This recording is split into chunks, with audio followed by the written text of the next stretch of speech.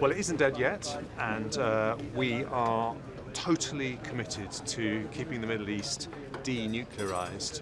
If Iran acquires nuclear weapons, then other countries in the region will acquire nuclear weapons. It becomes a very, very toxic and dangerous situation. So we are looking to find a way to preserve the nuclear deal, which we think is the best way of keeping the Middle East as a whole nuclear weapon free.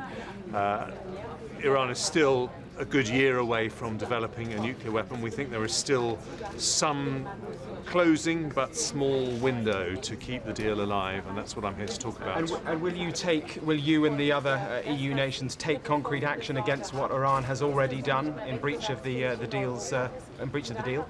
We will, and there's something called a Joint Commission, which is the mechanism set up in the deal, which what happens when one side thinks the other side has breached it, and that will happen very soon. And what form will that take? Well, that is a proper joint investigation into what's happened. But what we're looking for is to give Iran a way out of this so that they can get back into compliance with that nuclear deal, because we've been very clear that a deal is a deal. If they breach that deal, there's no sort of observing the deal just in this part but not in that part. It has to be taken in its entirety, and we are clear that we need to see that deal being properly honoured.